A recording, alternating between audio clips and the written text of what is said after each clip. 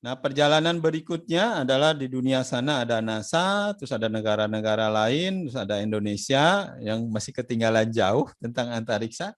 Jauh sekali kita aja dengan India aja 40 atau 50 tahun di belakang India. Ya, kalau kita sebut di belakang Amerika ya bisa 100 tahun kali ya. Sehingga harus nyalip. Nah, cara nyalipnya gimana? Ya dengan teknologi yang baru. Ya, dengan teknologi SpaceX misalnya, makanya harus kerjasama sama Elon Musk ya, kerjasama lah sama Elon Musk dan teknologi yang paling baru, jadi nggak usah nguntit dari belakang yang udah ketinggalan terlalu jauh. Teknologi NASA yang baru ya dengan SpaceX tentunya akan berbeda, lebih cepat menguasai teknologi kedirgantaraan. Nah ini NASA lawan SpaceX, bukan lawan itu bukan artinya bertarung ya, dia berkolaborasi. Ya, sekarang SpaceX dengan NASA bekerja sama untuk apa? Untuk ke bulan dan ke Mars. Ya, SpaceX tidak bisa tanpa NASA. NASA juga tidak bisa tanpa SpaceX. NASA uangnya hanya dari negara, tapi kalau dengan SpaceX ya bisa dari masyarakat dan bisa dari swasta. SpaceX juga ilmunya udah ada di NASA, udah banyak tuh yang profesor-profesor yang ilmu apa teknisi-teknisi yang sudah ahli, makanya teknologinya pasti dari teknologi NASA. Jadi dua-duanya harus berkolaborasi ya. Tapi kalau Anda ingin tahu apa perbedaannya, apa kelebihannya masing-masing, Anda lihat di YouTube-nya ya. Sangat menarik untuk dipelajari. Nah, Indonesia kan punya tuh 8, NASA-nya lah. SpaceX-nya belum punya. Nah, SpaceX-nya nunggu lulusan STTKD kayaknya ini. Ya, jadi Elon Musk Indonesia. Amin. Mudah-mudahan punya ide-ide macam-macam ya buat kerjasama sama 8 untuk dunia antariksa. Dulu persaingan antar negara. Yang terjadi persaingan antara Amerika sama Rusia. Nah, setelah perang dingin udah nggak musuhan lagi tuh berdua. Sehingga tidak ada lagi mengejar antariksa. Kalau dulu Rusia ngeluncurin satelit Sputnik yang pertama, Amerika nggak mau kalah ngeluncurin juga satelit.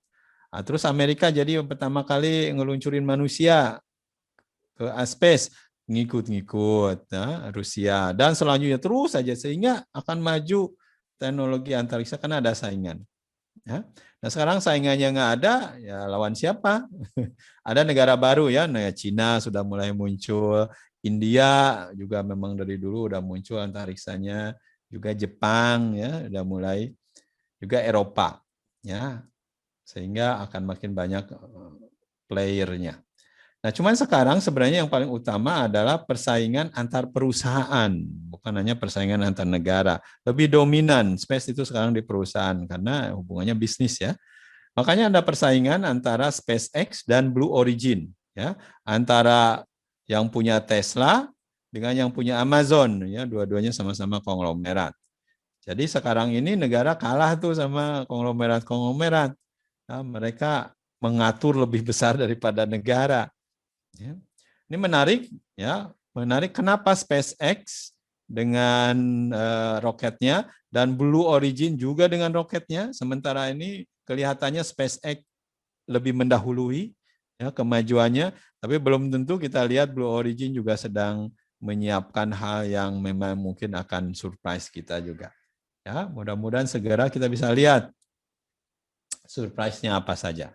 Ya, lihat lagi Anda perjalanannya antara kedua perusahaan ini untuk bisa mengantarkan sesuatu ke space. Ya, memang tujuannya beda. Tujuannya Elon Musk menguasai antariksa dengan tujuannya Jeff Bezos menguasai antariksa beda. Ya, jadi Elon Musk dia ingin eksplorasi sampai ke Mars. Kalau Bezos ingin menggunakan bahan-bahan yang di sana itu untuk memperkaya apa yang ada di bumi. Ya, misalkan ngambil dari asteroid, ngambil dari bulan, ada mineral apa di sana bisa dibawa ke bumi. Ya, mungkin ada mineral yang ternyata lebih kuat, lebih ringan daripada titanium atau dari steel. Nah, di luar sana tinggal ditambang, bawa ke Indonesia. Atau mungkin bisa bikin kayak International Space Station tapi dekat-dekat bulan bisa menjadi rumah-rumah gitu selain ada di bumi. Itulah bayangannya George Bezos dengan bayangannya SpaceX yang sedikit berbeda, tapi dua-duanya sama ingin menguasai antariksa.